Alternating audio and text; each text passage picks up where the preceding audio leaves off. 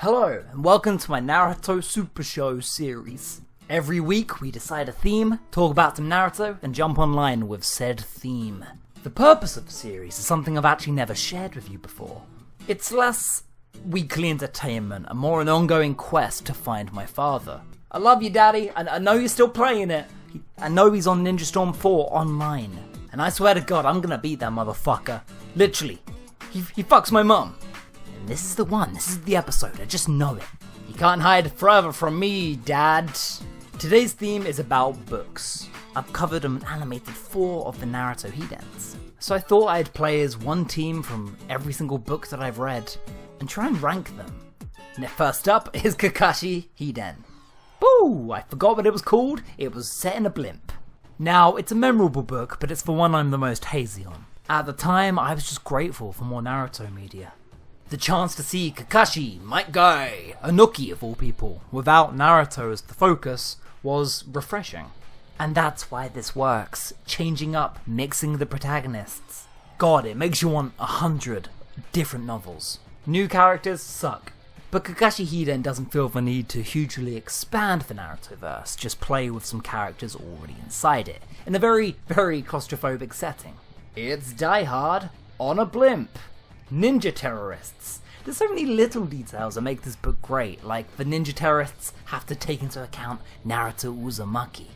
Everyone in the ninjaverse now has to think about this orange little brat because he wields the power of a god. It's a level of consistency that makes it feel a lot more than just some random filler arc. It's a very simple plot, perfect for the novella format, and I love Kakashi's vulnerability in this. He's got his dogs, he's got purple lightning, and nothing else. The dumbass gets captured like 5 times, and he questions the whole thing. Am I worthy of the Hokage role? If there's one thing I dig in anime, it's characters showing vulnerability, and Kakashi is riddled with it. It's probably the weakest in terms of action. Many characters have jutsus, which are instant KOs, which is always a joy. But that doesn't matter, because it's a character piece. My favourite line, my favourite moment comes from the enemy terrorist at the end. So, there are ninja like you in this world after all. Brilliant. Brilliant little book. Book number 2, Shikamaru Story. Oh no, Sasuke. This is gonna suck. Shikamaru Story has the best protagonist. That is no question. Maybe it's just my bias, but Shikamaru is so deserving of an intellectual anime lead role. Oh, okay. Getting in early with that jutsu, huh? Maybe this will be a bit of a cakewalk. The lazy genius has such a good narrative voice, and I'm not sure whether that's down to this writer or Kishimoto, but he's just perfect. He's intelligent, he's not insanely strong, and he's written snarkily with great maturity that you just don't get from main anime leads. It's so refreshing to understand where an anime character is at. Shikamaru's motivation for what he plans to do with his adulthood is anything but simple. I'm gonna say Shikamaru is the least contrived character in the entire Naruto series. He's incredibly realistic, really relatable. It's just a shame the book focuses so much on its flashbacks. Yeah. Oh man, this author loves to reference past events. Like, irrelevant flashbacks in a novel is downright bizarre. It does a great job of expanding the ninja world. Something I'm always a genuine fan of. Make the world bigger, not smaller. Alley-oop! Tamari doesn't really have a standout role. She gets stabbed by Sai in a one-on-one. It's more of a solo adventure. The side cast in this are the Ambu Black Ops, and their very presence creates a much darker story. Brings out Shikamaru's darker nature. It's like, yeah, we're ninja, we just need to finish this. Every single character goes for the fruit. The villains are also the best villains. The revolutionaries are a great organization that deserve to appear in Kishi's main series. It gave Zabuza, of all people, a very interesting backstory, whilst giving Shikamaru an opponent that can outsmart him. It has my favourite plot of all the novels. It just takes a bit too long to get to said plot. Don't get me wrong, the pacing is fast, in times a little bit choppy, but it's the fact that we keep coming back to these weird flashbacks and, hey, Shikamaru, remember that time in the Ninja War where Neji died? It's like, is that really charging your actions in this specific novel? I don't know, I'm just a sucker for Shikamaru Nara, in any form I can get him. I wish he was a protagonist all the time. This book is noticeably better than Kakashi Hiden. In my honest opinion, this might even rank as my favourite. It's definitely the one I can recommend the most, obviously. And holy shit, we can win this if you just play it smart and don't get caught in a fucking combo, Shikamaru. You know what, Shikamaru? I take it back. All those nice things I said about your book, fuck it. You're trash. He's got all of his subs back and everything. Oh man, we've lost. We have lost. I can just tell. Though, to be fair, I could tell that the second I saw we were fighting adult Sasuke. That boy's strong. And he's got the good supports to match. Okay, that was a good switch. It saved our ass at the last second, but come on, can we get that final hit? Like a shuriken. A shuriken would do it. And we're all out of shuriken. Doesn't matter though. Shikamaru Hiden, still my favourite book. I'm actually surprised we lost. We haven't been doing that a lot lately. Huh, cool. Number 3, Sakura Hidden. This one has the most views on my channel of all the ones I've animated. I guess Sakura has an invisible huge fan base. She definitely does in Japan at least. And this book is kind of her best outing ever. Oh boy boy boy! It gives her the feats, it makes her likeable. And when she isn't daydreaming about Sasuke Uchiha, she shows huge feats of independence. Her friendships actually mean something rather than just something to tide her over until the pretty Uchiha boy comes back. She's really grown up, and that shows in the novel. The villains in this are great. Well, 50-50 great.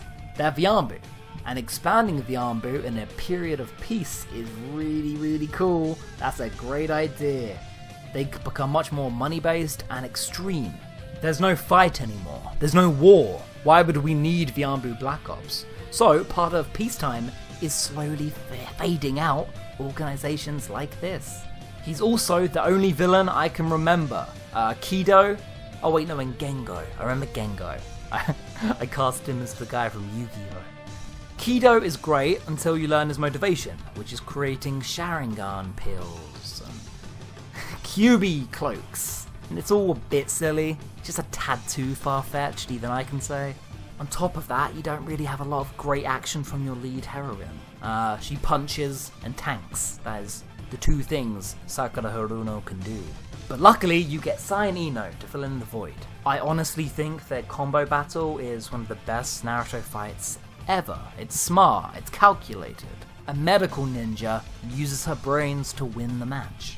And yet, so few of you have even read it. That breaks my heart. The final battles of this novel are the best one. Out of all the books, this is the best final showdown. Sakura again just kind of loiters throughout the entire book, and every single plot beat comes to her. It's very strange. At the time, Sakura Hiden was my favourite. It felt like the book that I could have written. It's just that its small issues are quite glaring, and the Sasuke mystery, there's a whole mystery about Sasuke, is not a mystery. The book tells you outright in like the second chapter. But forget that, it's still a great book. You know what? Pencil It In is my second favourite. Just below Shikamaru. It's also testament to the fact that Kishimoto cannot write women. Book number 4, Gaara Hidan. Oh my god, I really put off making that video. It was a chore. The second I realised, oh, the whole book is action. How am I going to animate this? Especially with all the new characters. Great, that's more assets I've got to make, and the video I'm actually quite happy with. I'm hoping it brought in some new viewers, to be honest, so leave your comments on that video and I'll get around to them next week. Gaara Hidan is the most recent and potentially last novel I get the privilege to read. It's an action story dressed up as a romance novel, and Gaara isn't an obvious favourite of mine. And I think it's quite impressive to make the Sand Village an interesting base for a story, because they're not the most exciting lot. The video I made, I actually omitted a couple of extraneous plot details and narrative twists. Like, I cut stuff out of that huge video, because some of them are pretty irrelevant and questionable. The author fills every single sentence with texture and detail in this.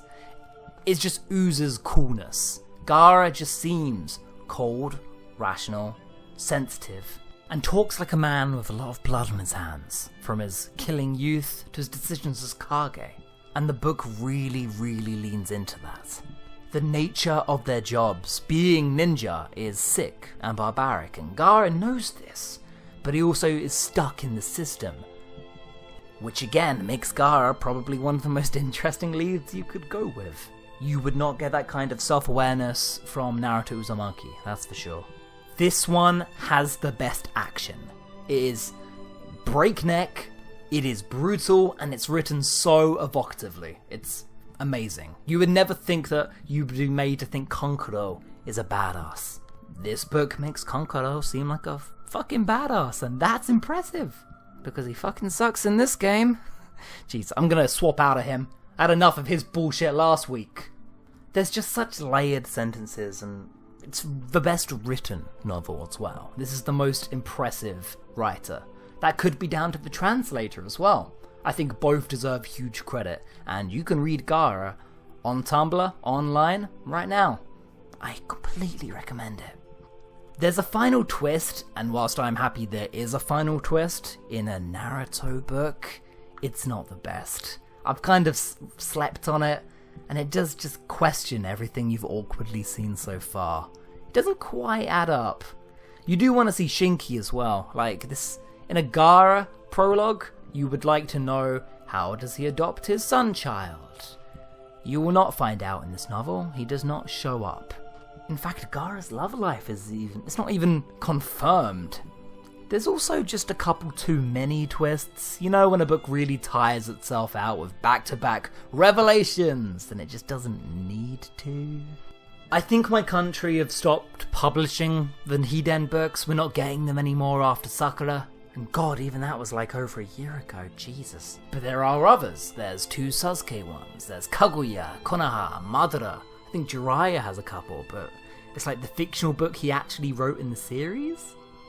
But for my final video, I'm going to keep this one a secret. I might do one more novel. I've got my eyes on one more book that almost nobody knows about. Here's a hint, it's actually about a character I don't like very much. Much like Minato Namikaze, who's currently giving me the old fucking razzle-dazzle.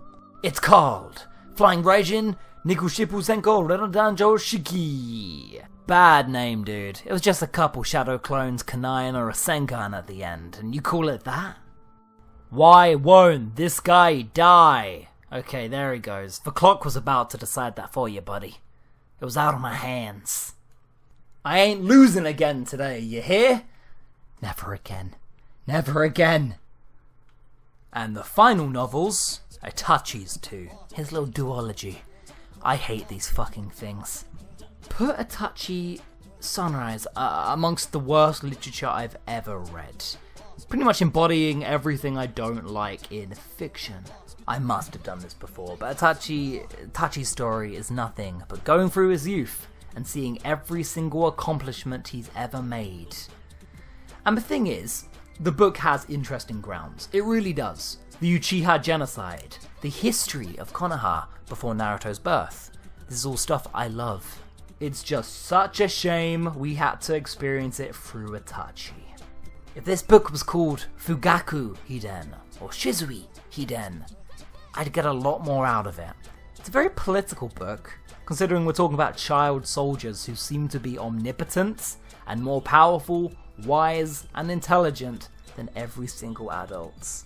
And here we go into it. I've said it before, say it again. Itachi's a fucking Gary Stew. And it's what every single chapter is about. Oh, he beats up the school bullies. Oh, he's the valedictorian. Oh, he passed front of his class. Imagine 2 entire books of that whilst horrible stuff is happening around him that he's not doing anything productive about. Honestly, the book portrays him somewhat as a villain, as Danzo's fucking dog. But the author doesn't want you to focus on that complexity. He wants you to revel in how fucking badass Itachi is.